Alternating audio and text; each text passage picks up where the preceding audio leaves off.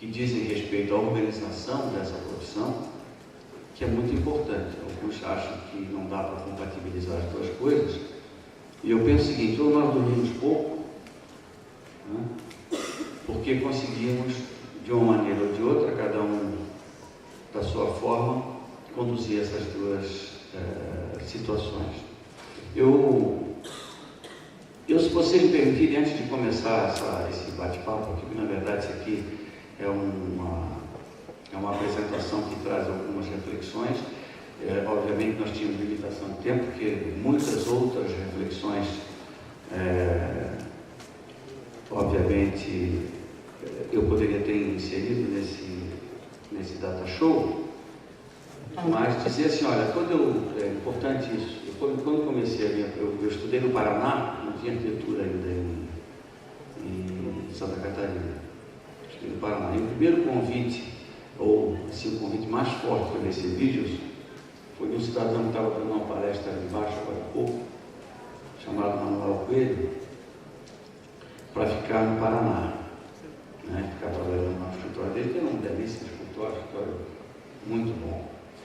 E eu preferi, talvez tenha sido o meu primeiro lance de empreendedorismo. Não, eu prefiro voltar para Florianópolis, em que pese que a cidade era muito menor, né?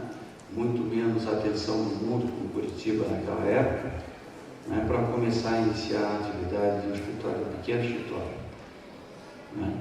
E eu vou sintetizando um pouco esse caminho, né? Essa estrada se abriu.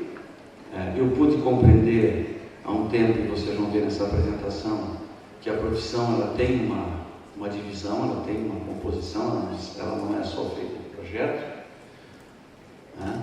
E projeto pode ter vários sentidos, inclusive, né? Mas esse caminho foi me levando a fazer também gestão da profissão e adentrar em outras áreas que eu entendia necessárias para sustentar a própria profissão. Perdão. Alguém querendo fazer projeto?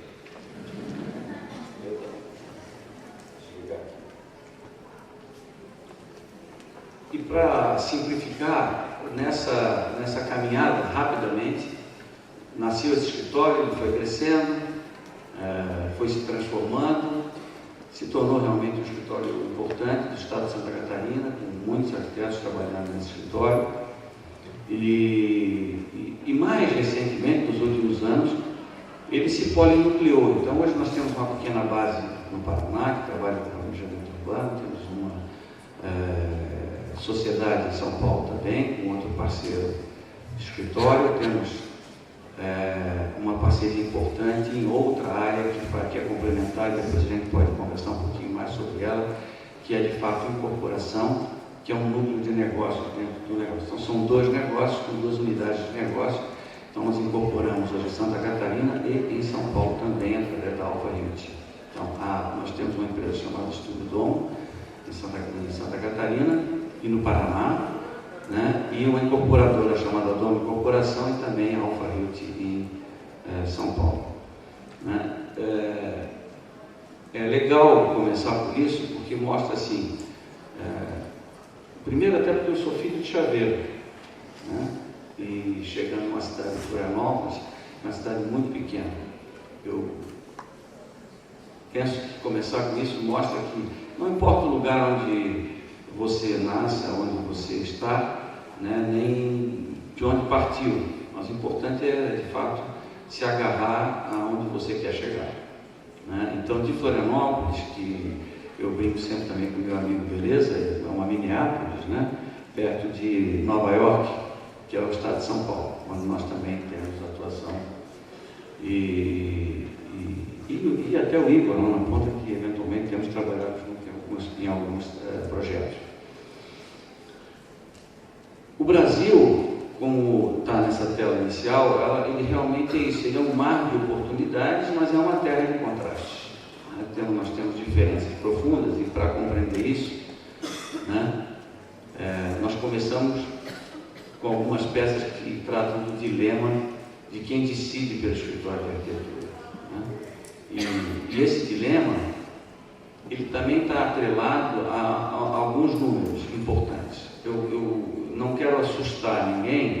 Mas é importante a gente ter isso na cabeça. O Brasil hoje tem um arquiteto para cada 2.000 habitantes, mais de 320 escolas de arquitetura, 50.000 estudantes de arquitetura, formam 8.000 por ano, tem mais de 100.000 arquitetos hoje. O que significam esses números? Significam que dos anos 60 para cá, nós saímos de 25, 30 mil para 100 mil, e dentro dos próximos 5 ou 6 anos, nós seremos 150, 160 mil arquitetos, né? E daí para frente. Então, um universo muito próximo, nós estaremos com uma situação de volume bastante grande e concentrada. Isso exige inovação, exige um caminho novo, né? Iniciativas diferentes daquelas que os nossos antecessores adotaram. O Gilson até falou um pouco desse modelo, né? Que foi um modelo que atravessou toda a nossa história preliminar de carreira. Na prática, né, nós somos um dos piores países do mundo em distribuição de renda, e a nossa qualidade de educação é reduzida, e temos problemas sociais maiores do que os países no campo numérico destacado. Então, ainda que nós tenhamos um arquiteto para cada 2.000 habitantes, e isso se espelha em alguns países, né, no nosso ele se torna um pouco mais agressivo pelas condições gerais do próprio país. Como eu disse, o Brasil realmente é um país continental, né, oferece um mar de oportunidades, mas também é uma terra de contrastes, onde nós temos diferenças profundas entre regiões, né, temos diversidades, e isso tudo faz com que a gente tenha que analisar de uma forma diferente cada espaço onde a gente se encontra, com as suas peculiaridades, com as suas características.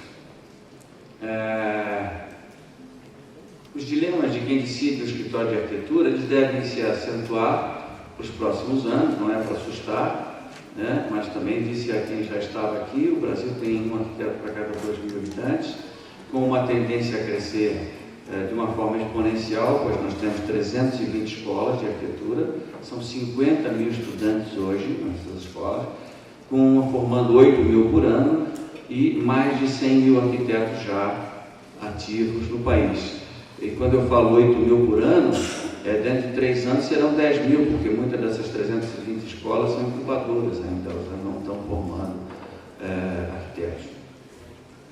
Ainda como contraste, nós somos um dos piores países do mundo em distribuição de renda, e a nossa qualidade de educação é reduzida, e temos problemas sociais maiores do que os países no campo numérico que eu falei. Ou seja, tem países que também têm a mesma proporção arquiteto-população, né, mas tem uma condição superior, mais digna e mais estabilizada. O Brasil ainda tem que trabalhar nesse sentido para poder aprimorar. Um dos problemas que eu detectei já muito jovem, assim, né, embora, como todos apaixonados pela arquitetura, tenho certeza que cada um de vocês né, é de que não nos ensinaram a administrar, ao contrário, né? Praticamente nós passamos a entender a questão empresarial como uma coisa ruim, então era hostilizado, né? Aquele que obviamente tinha uma visão empresarial. Particularmente, esse foi uma das coisas que eu busquei superar, né? Mesmo às vezes escutando de colegas, né, que isso não era uma atividade cultural, etc, etc.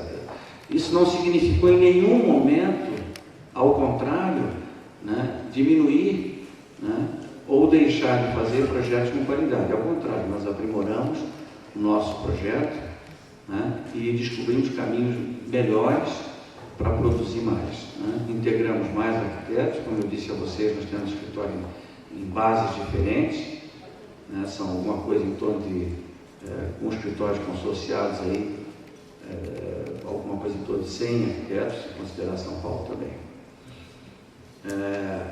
Um dos piores problemas do escritório brasileiro é outro. Nós temos que entender que nós vendemos conceito, né? É muito mais difícil que vender corte de cabelo ou plano de saúde, né? Não dá para empurrar o problema para o outro.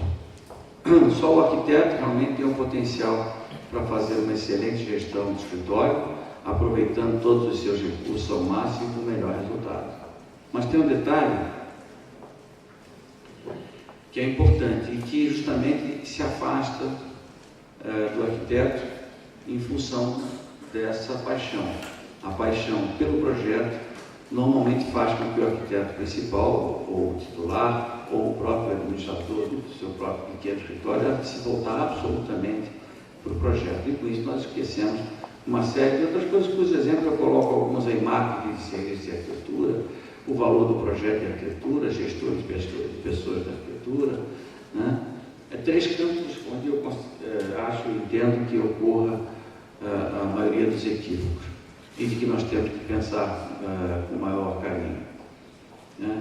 Como eu disse, os arquitetos são apaixonados pelo que fazem, né? E essa paixão faz com que a gente, de certa forma, fique cego para a questão da gestão, né? Que obviamente é o que impulsionará o outro lado, né? Somente um lado, né? Ele tende a, com o tempo, perder fôlego, né? Então, se você tiver de fato um envolvimento emocional, mas não deixar que ele absorva toda a tua inteligência, a tua competência, a tua disponibilidade, você vai com certeza dar passos mais rápidos rumo ao futuro. Se por um lado isso é positivo, porque mergulha então de cabeça no trabalho, com paixão, o lado negativo é que esquece o resto, né? Isso é muito importante a gente ter em mente. Não dá para esquecer do resto. Iniciar o negócio a partir de uma visão estratégica. E olha, eu não estou dizendo planejamento estratégico, eu acho importante, eu vou falar lá adiante. Eu estou dizendo de uma visão estratégica, que é muito diferente de planejamento, né? Essa visão estratégica é muito mais de dentro da tua, obviamente, do teu sentimento e da tua relação com o entorno e do mundo que você está inserido. Então é muito importante que se leve isso em conta.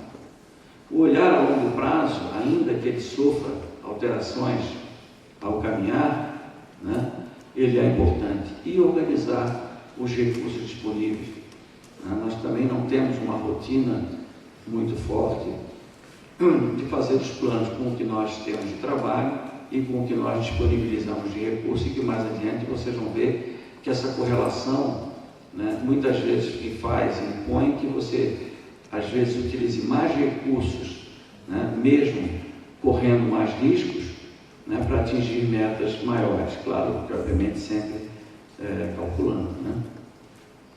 Não perder o foco, né?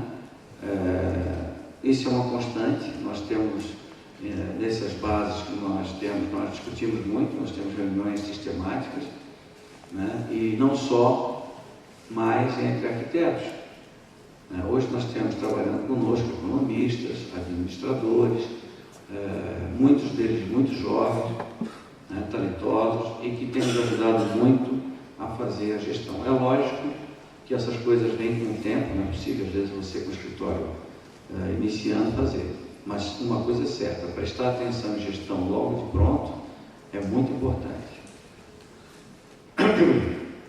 O arquiteto realmente tem dificuldade de trabalhar com planejamento estratégico. É gozado, a gente trabalha com planejamento urbano, trabalha com uma série de planejamentos, né? E quando a gente pensa em planejamento estratégico das nossas organizações, dos nossos escritórios, seja do tamanho que tem aí o tamanho que tiver, é muito difícil, né?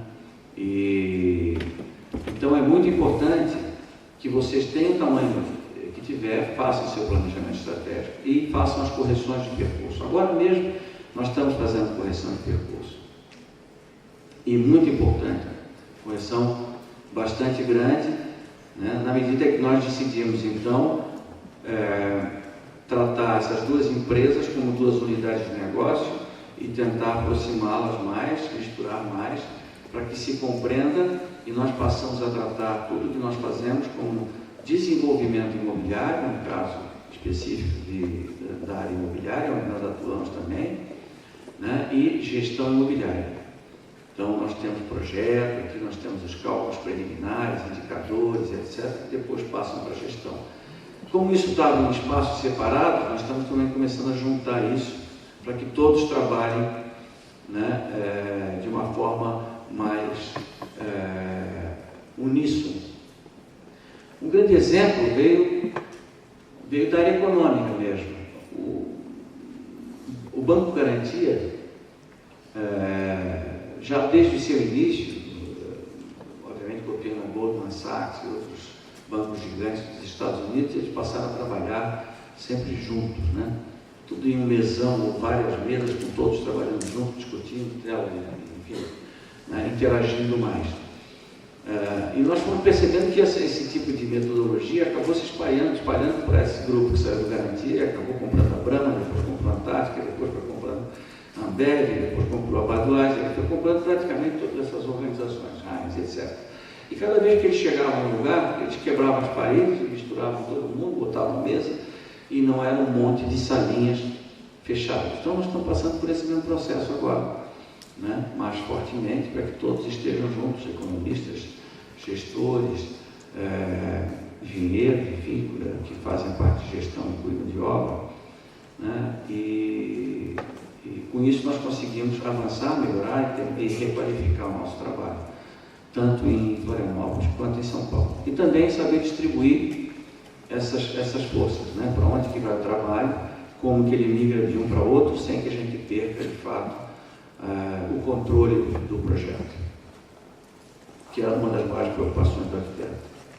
Então, quando os diretores ou arquitetos titulares passam a maior parte do tempo na produção, né, com certeza, né, deixam para trás possibilidade de maior rentabilidade do seu próprio negócio, né, porque vão, obviamente, dedicar tempo àquilo e passar menos tempo buscando novos negócios, ocupando espaços onde não estão ocupados, né, inovando, descobrindo novos nichos de mercado, né, que é o que nós passamos a fazer o tempo todo. Tem gente, obviamente, de Santa Catarina aqui, estou vendo uma colega atrás, ela sabe que eu trabalhei muitos anos, o nosso escritório trabalhou muitos anos também na área hospitalar, da saúde, né? Hoje nós temos uma área que trabalha na saúde, mas isso é um pedaço do negócio, né? Ele é uma divisão dentro de uma unidade de negócio. Ou seja, a paixão é tão forte que prejudica a possibilidade de construir uma empresa sólida e expansionista, né? Se você fizer um exercício, né, imaginando que a tua empresa cresceu, né, e estando ou sendo respeitada pelo mercado, qual é o teu papel como gestor?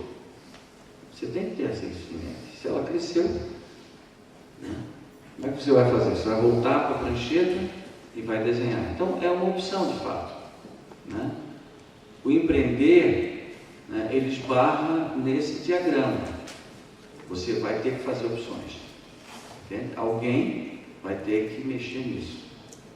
Alguém vai ter que operacionalizar isso, né? Seria muito bom que cada um de nós pudéssemos fazer isso, sem perder o ponto de contato. Novamente, puxando um pouco o nosso exemplo, nós temos rounds de conversa com os arquitetos que fazem, tanto em como São Paulo, em datas específicas, né, reuniões de trabalho sobre cada projeto que está em andamento. Muitos deles, para que nós mesmos venhamos a executar, como é o caso de São Paulo, em maior volume, e agora em Florianópolis, em menor volume. E depois até eu vou explicar um pouquinho do que significa essa questão de incorporar também e como isso mudou muito também as questões de relação de recursos versus relação com os antigos clientes e nós como clientes de nós mesmos, né? Como nós remuneramos a nós mesmos, obviamente de forma muito mais digna. Preservar a imagem da empresa junto a todos que têm interesse nela também é um dos nossos objetivos, prestar conta a quem financia a empresa. E quando eu digo isso, é porque hoje nós temos também por trás do nosso trabalho várias empresas cuja vocação é mexer com dinheiro, né? E normalmente eles podem aplicar na Bolsa de Valores, podem aplicar em renda fixa, podem aplicar em construção, né? Então, empresas que têm essa conexão com a questão imobiliária, obviamente são nossos parceiros comerciais, né? Negociam e trabalham conosco, nós prestamos obviamente conta disso o tempo todo, né? E nós cuidamos, né, para que isso, com muito carinho, para que isso aconteça da forma que nós nos compromissamos contratualmente com esses parceiros. Definir metas de longo prazo em função de análises, né? Hoje, também, depois de muitos anos, nós temos softwares de gestão, onde nós fazemos análise econômica e financeira de tudo que nós produzimos, né? E nós sabemos exatamente quais são as taxas de retorno, PPL, TIR, enfim, todos os nomes que, obviamente, o mercado adota. Então, nós sabemos, obviamente, conversar com esse mercado de igual para igual. Sentamos à mesa, né, na mesma condição. Então, foi importante para nós descobrir isso, né? Então, saber fazer projeto e fazer um bom projeto, né, nós vimos que não era suficiente, né, para convencer. Um grande exemplo, a primeira vez que nós começamos e entramos nesse segmento, e entramos até com um parceiro também no escritório Grande de São Paulo, a conversa toda chegou na parte econômica, né? A vontade que eu tinha de dizer no início era dizer assim: poxa, o terreno é maravilhoso, fica de frente para o mar, uma área espetacular, crescimento em volta vai. Tudo isso foi a última pergunta que o cidadão me fez. Eu tive que conversar sobre toda a questão econômica, para ao final ele me perguntar: onde é que fica esse terreno? Aí eu disse assim: esse terreno fica em Florianópolis, na praia X, tal. Aí ele assim: vamos ver se qualquer hora dessa a gente dá uma fugidinha e vai lá ver esse terreno, mas vamos tocar para frente. Então tocou para frente, sem ver o terreno, mas viu os números. Se nós nos comprometemos com esses números, ele acreditou no projeto, obviamente, estava junto com os números. Se o lugar era bom ou não, na cabeça do investidor, é um pouco diferente do que na nossa. Buscar um substituto que dê continuidade ao seu trabalho, né? Em função dessa necessidade da gestão, né, a gente também tem que se desprender um pouco no espiritismo desencarnal ou coisa semelhante. A gente tem que sair um pouco, né, daquela função que a gente sempre esteve para outra, né, para poder criar dinâmicas diferentes. Isso também nós prestamos muita atenção em nós mesmos e uns nos outros. Nas reuniões que nós temos de grupo, nós trocamos muito, digamos, ideias sobre esse assunto. O exemplo militar que eu coloquei ali é quase uma relação dentro da empresa de patamares, né, de zonas de atuação, mas com uma conexão sempre com alguém acima, de tal sorte que você não perca o contato com a ideia geral do projeto que você está propondo e a atenção aos números objeto disso. Eu acho que se nós conseguirmos isso, nós estaremos dando um passo rumo a um novo momento para a arquitetura, porque como as construtoras vieram e partiram para a incorporação, e a gente chama de construtoras, mas são hoje incorporadoras, né? Alguns escritórios de arquitetura no Brasil, até alguns parceiros nossos, como a própria Smart, a Alfa em São Paulo, que são sócios e outras, né? Esses dias recentes também descobri um outro colega que está no grupo que está trabalhando em Belo Horizonte. é de que os arquitetos também estão indo para o rumo contrário, também estão incorporando e são arquitetos. Então fazem as duas coisas do lado de cá, enquanto os outros estão fazendo as duas coisas do lado de lá. E nós percebemos que a qualidade do produto que nós estamos finalizando, ele é muito mais qualificado, sabe? Não pela dimensão, né? Porque muitas vezes não tem a dimensão dos grandes empreendimentos, né? Até em São Paulo isso já atingiu esse nível, mas muito mais até no pequeno, na qualidade, o requinte, as coisas que são tratadas. Dilemas. Se nós temos um cliente A e um B, ambos demonstram interesse em contratar um determinado arquiteto. Os dois têm muita pressa e os projetos de A e de B são muito grandes. Isso é um dilema. Se você não tem gente, não tem como se aparelhar rapidamente, né, você vai ter que atender um ou outro. Vai ter que ter a capacidade de ser isso. O ideal, a primeira tendência é vamos pegar os dois. Né? Então, se pegar os dois, vai ter uma chance grande de fracasso, porque você não vai dar conta de atender a esse volume de trabalho. Então, nós dizemos que recusar o B é o custo de oportunidade.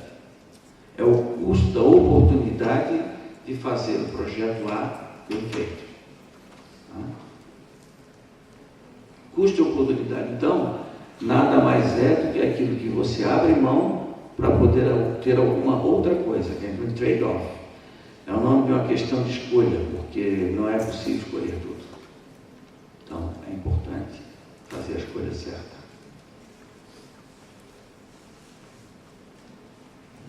Quando atingimos plenamente os objetivos, significa que fomos eficazes. Isso é aquela que eu colocava há pouco. Não importa se fomos econômicos ou não na utilização dos recursos, inclusive financeiros. Eu vou repetir, porque isso é muito importante. Quando atingimos plenamente os objetivos, significa que fomos eficazes. Não importa se fomos econômicos ou não na utilização dos recursos. Às vezes você tem que ser ousado e ir adiante um pouco mais. Agora, olha só, quando somos econômicos na relação consumo de recursos por unidade de resultado, dizemos que o sistema é eficiente. Não importa se a meta foi atingida ou não. Né? Então, você faz economia, mas você corre um risco lá no final, na linha final, né, de atingir ou não a meta. Ao contrário, né, quando você acelera, né, e coloca mais combustível, muitas vezes você atinge o objetivo com o melhor resultado. Normalmente, o que quer dizer isso? Quer dizer que normalmente em algumas construtoras, algumas empreiteiras, algumas empresas que nós tratávamos sempre no passado, até porque hoje nós conseguimos fazer uma seleção maior, né, inclusive dessas empresas, é de que elas obviamente faziam as suas contenções de recursos e por conta disso tinham ao final do trabalho um trabalho de pior qualidade. Obviamente, então, nenhuma empresa pode pensar em só ser eficaz ou ser só eficiente. Terá que avaliar o seu mercado, seus concorrentes, conhecer suas próprias potencialidades para definir níveis de eficiência e de eficácia. Os preços, o valor do trabalho, nem sempre decorrem do equilíbrio entre ofertantes e demandantes, mas a tendência é esse equilíbrio estar presente em qualquer estrutura de mercado. Eu vou tentar explicar isso. Vamos ver. Se o chocolate, né, que é uma coisa que praticamente todo mundo consome, né, você paga até mais caro um pouco se ele é um bom chocolate, mas ele vai chegar num nível que você, se ele passar do valor, você vai tomar sorvete, né? Você vai trocar, vai fazer opção por outro. Então, tem que haver, né, esse entendimento. Então, mesmo no caso de um monopólio, mesmo que você tendo domínio de um determinado segmento de mercado. Eu comentei há pouco como nós já tivemos no passado uma hegemonia, digamos, na área da saúde. Se nós ultrapassássemos as barreiras e os limites, nós perderíamos esse mercado. Então, isso tem que ser gerado um equilíbrio nisso. Entra um pouco também na discussão de tabela de honorários, essas coisas todas, e como isso funciona, porque o mercado também regula um pouco, entendeu? Então, tem que ter um pouco de consciência e calcular isso para ver, né, como isso de fato atinge o teu negócio. Processos, projetos e projetos. Né? Projetos e projetos, tem projeto que a gente desenha, projeto que a gente faz efetivando, e projetos são os sonhos, é a projeção de um desejo, né, que nós temos. A projeção de desejo, ela novamente tem que estar muito, digamos, consistente dentro de você. Quando a empresa começa a crescer, especialmente as prestadoras de serviço, inevitavelmente terá seus processos para garantir uniformidade e qualidade. Tem vantagens, mais desvantagens. Eu vou dizer as vantagens. Eu posso falar um palavrãozinho aqui? Não? Vocês deixam? ISO 9000, ISO 7000, ISO 15000, ISO 19000, ISO 21000, ISO. Então, se você faz um cocôzinho, vou fazer uma fala mais suave para entender, né? E ele faz o cocôzinho e vem faz a voltinha. Aí é isso assim, o outro tem que ser igual. Você faz outro cocôzinho igualzinho, você faz um cocôzinho. Não é verdade? Então, isso não garante qualidade. Isso não garante qualidade. Garante que você vai fazer sempre da mesma forma. Entende? Errado ou certo. Né? Então, o nosso desafio também é de nós, ao reproduzirmos pelo nosso crescimento processos, né, de que a gente não reproduza cocôzinhos. Não é verdade? Pelo fato de querermos, de fato, crescer. Né? E quando a gente fala em empreender, né, tudo tem, obviamente, um limite. Tudo tem um limite. Mas a tendência é de que ele, de fato, possa ser continuado. Porque à medida que você cresce, você abre espaço para novos talentos, né? Para novos parceiros, para novos colaboradores, até dirigentes desses novos núcleos de negócio que você cria, né? E eu venho, alguns dos que estão nessa mesa sabem dessa minha obsessão por isso, né? Sem perder de vista o produto que a gente quer levar para a sociedade, né? Que eu acho que é o mais importante. Então, esse equilíbrio, mas não deixar de expandir. Até porque, se você expandir e você crescer, você abre lugar ou posições importantes para outros que vêm atrás de você. Se você não fizer isso, vai ficar todo mundo parado, a fila não vai andar. Não é? Então, se você quer construir um negócio de progresso e continuado, e que seja além do teu tempo, né, ele vai ter que ser vai ter que criar uma situação de fila contínua. Foi como isso aqui aconteceu nessa sala agora. Se nós não conseguíssemos colocar, iria ficar todo aquele povo parado lá atrás na rua, né? O que não é bom. O que não é bom, né? Aí eu volto lá no início da nossa conversa. Não é bom porque dentro de 5 anos nós teremos 160 mil. Né?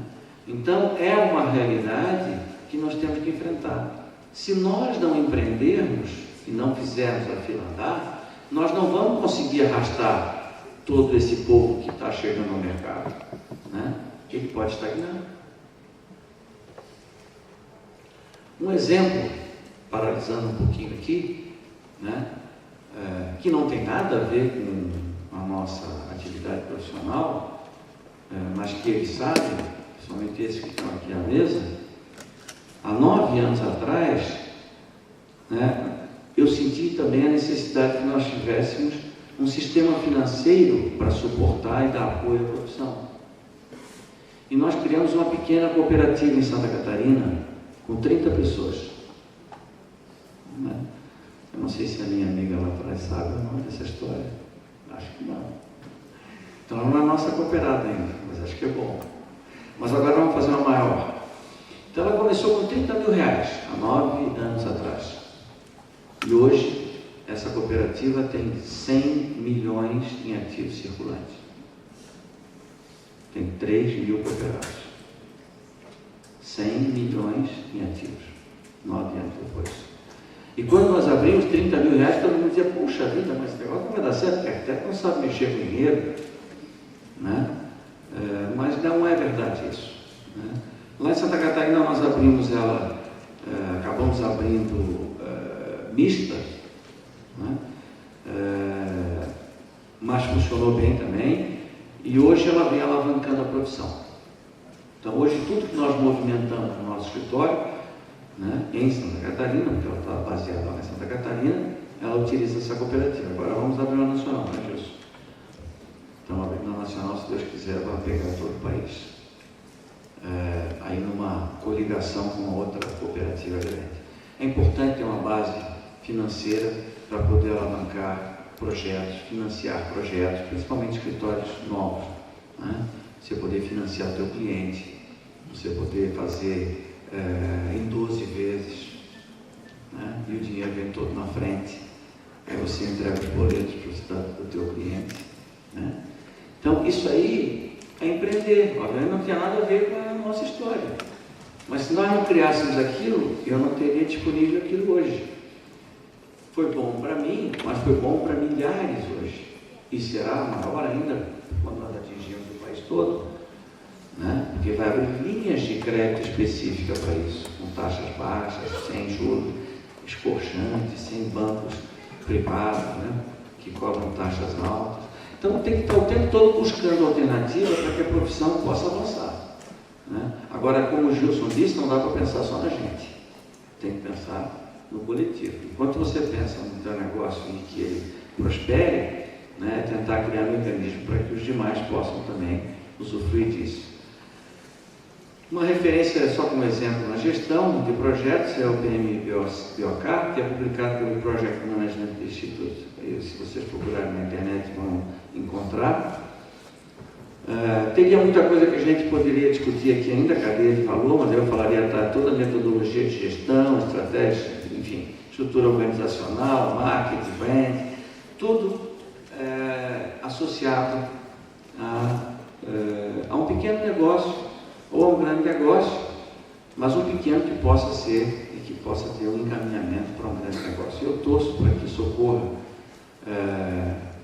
com todos os que estão aqui hoje presentes e paro por aqui, obviamente me colocando à disposição e passando a palavra para os colegas para que a gente possa discutir um pouquinho todas essas coisas que foram ditas hoje aqui.